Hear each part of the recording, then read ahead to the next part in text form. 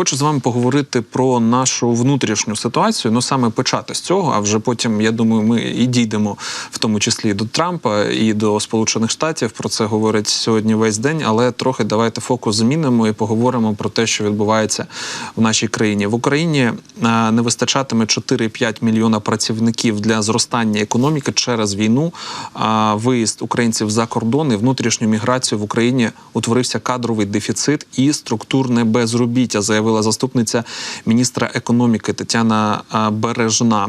Вона зазначила, що у 2021 році офіційний ринок праці налічував 11,5 мільйона працівників.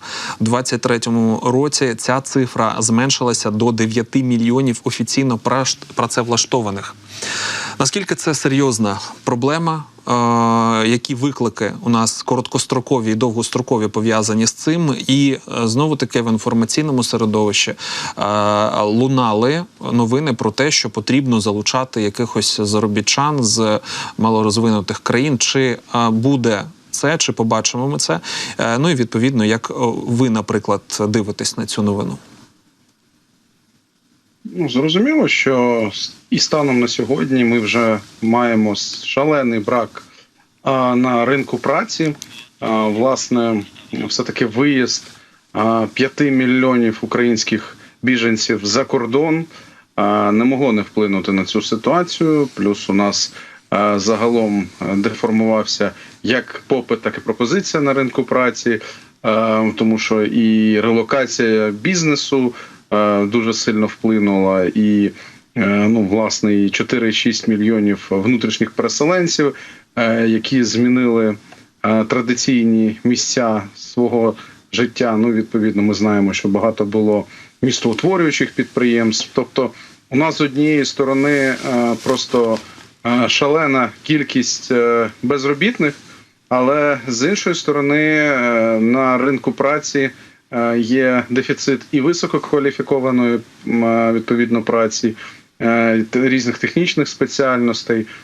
Ну і дійсно навіть підняття заробітних плат зараз об'єктивно не рятує ситуацію, тому дійсно цей баланс, можливо, навіть з часом буде загострюватись.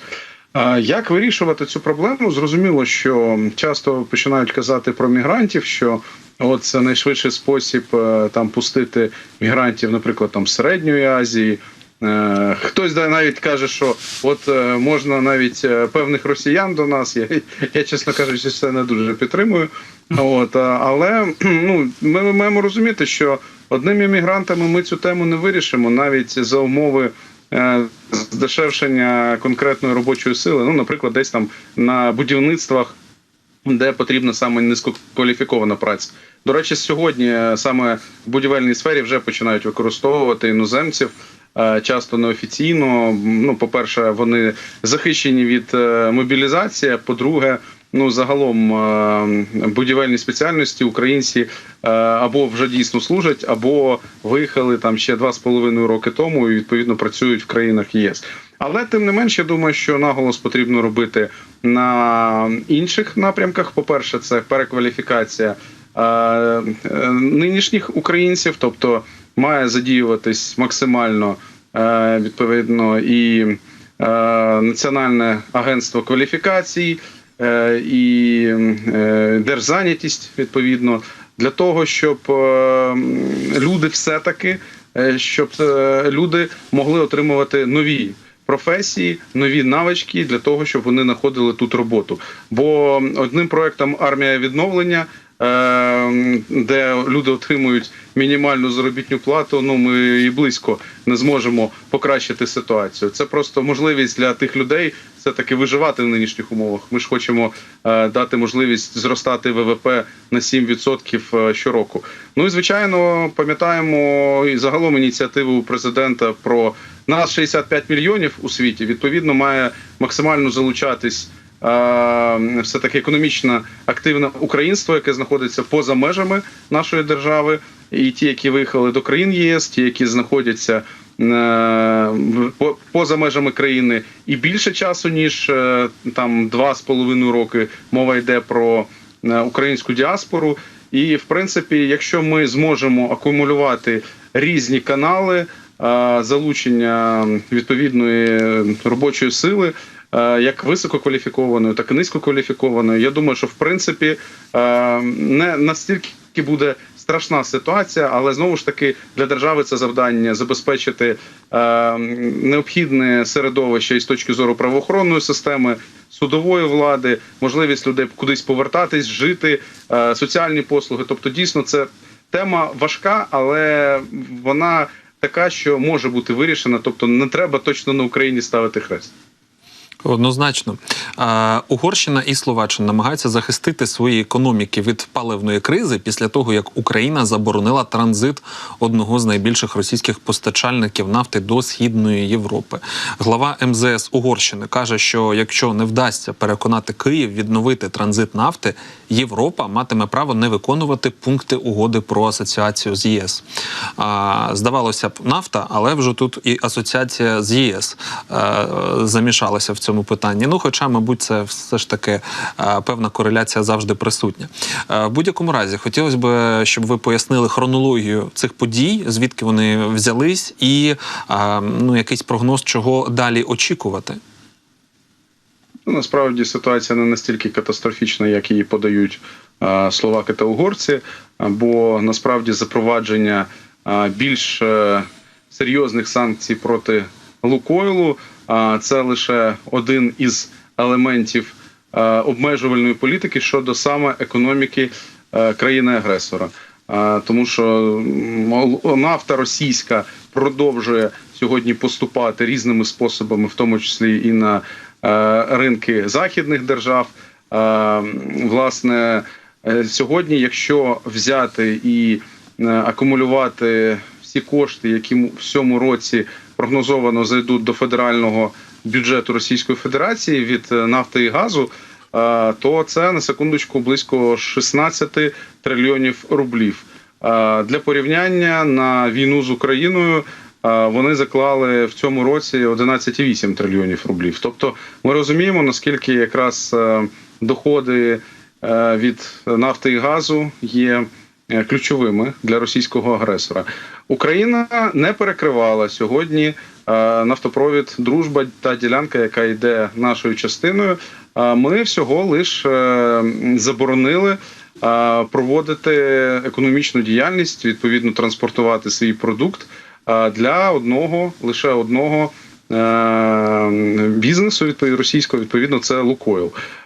Татнефть, там Роснефть і так далі, і багато інших продовжують користуватися відповідною трубою. Так само воно все йде і в Словаччину, і в Угорщину. До речі, зверну вашу увагу, що українська ділянка якраз нафтопроводу «Дружба», вона не лише йде до Угорщини та Словаччини, вона ще йде до Чехії. А ви чули якісь, скажімо так, слова критики з боку чеського уряду? Я поки що не чув. Жодним чином. Тобто це знову ж таки показує сьогодні політичну ангажованість наших сусідів, які стають в цій ситуації, очевидно, навіть не на свою сторону, а на сторону Російської Федерації. Плюс, знову ж таки, в Словаччині не влада, а сама компанія, відповідно, яка переробляє цю нафту, вони ж вже заявили, що знайшли альтернативні шляхи постачання. Тобто в чому проблема? Проблем ніяких для енергобезпеки, енергонезалежності Словаччини немає. Схожа ситуація, очевидно, цілком можлива і в Угорщині.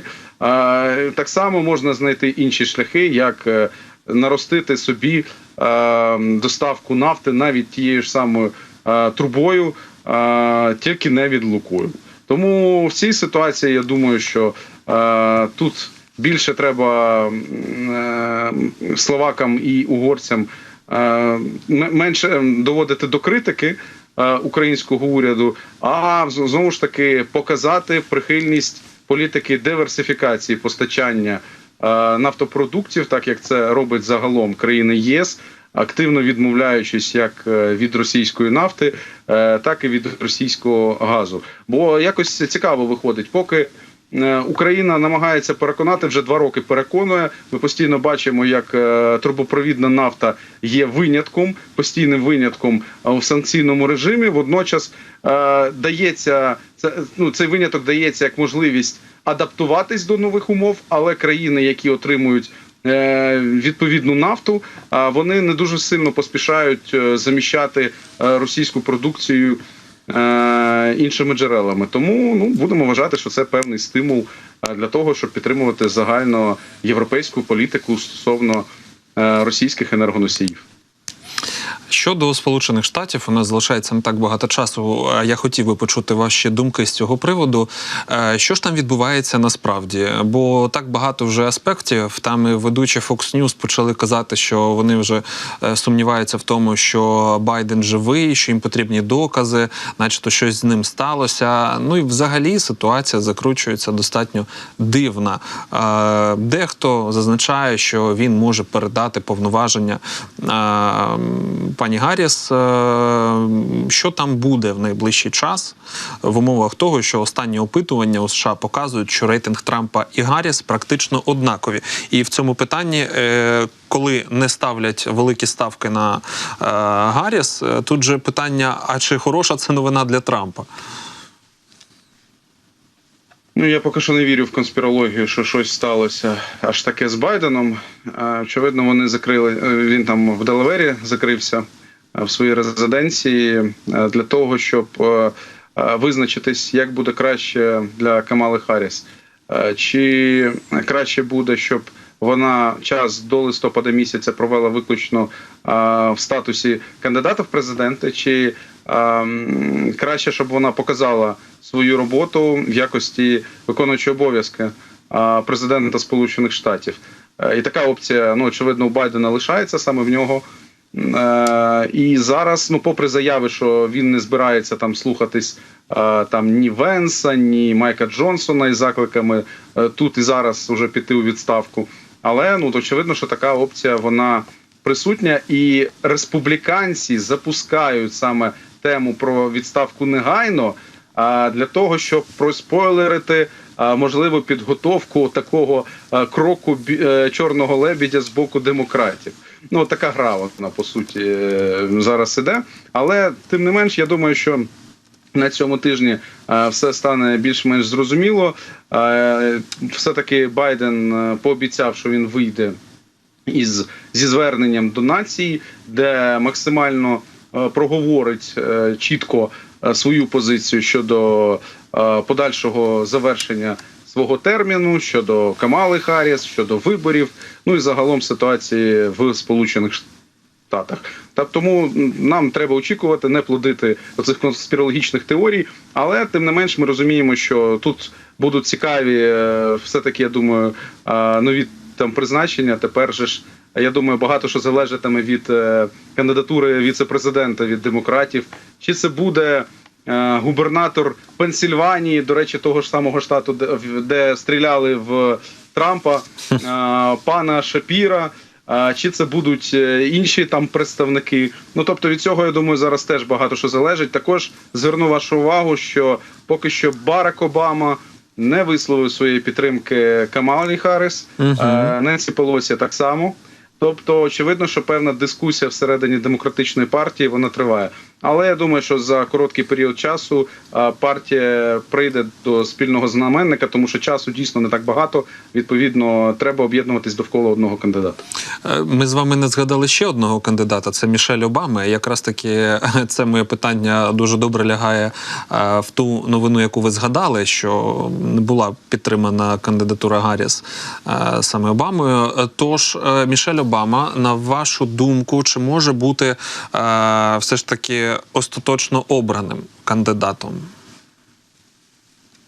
По-перше, вона не висловлювала свого бажання до цього часу, на відміну від Камали Харріс. З іншої сторони, ми розуміємо, що зараз для Трампа, що критикувати Харріс, яка була віце-президентом за Байдена, що критикувати Мішель Обаму, дружину Барака Обами, а Трамп, ми пам'ятаємо, там собаку з'їв на критиці Обами в 16-му році. І під час свого загалом першого президентства, то тут ще питання таке спірне. Але в чому є цікавість Мішель Обами, що вона харизматичніша, дійсно, вона медійно більш розкручена, Ну і плюс вона дуже виводить із себе Трампа. Тому такий вибір я і не виключаю, чесно кажучи, але знову ж таки треба дивитися власне на подальші кулуарні розмови всередині демократичної партії. Бо взагалі, чесно кажучи, у них би були більші навіть шанси на перемогу, якби вони виставили взагалі нового кандидата, взяли чи губернатора, чи там сенатора від демократичної партії. Ну, поки що дійсно у нас більше розмови йдуть або Мішель, або Камала. Тому в нинішній ситуації, я думаю, що скоріш за все, точно очевидно, що від демократів буде жінка, яка побачимо, наскільки вона зможе побороти Трампа. Згадайте цю першу сторінку журналу «Економіст», обкладинку в кінці минулого року. Пам'ятаєте, була якась невідома жінка проти Трампа. От ми, власне, на це зараз і виходимо. Так, це дуже цікаво.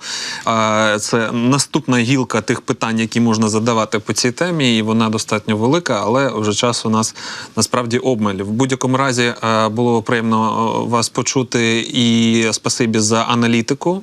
Пане Ігоре, бажаю гарного вечора. Дякую навзаєм. Дякую.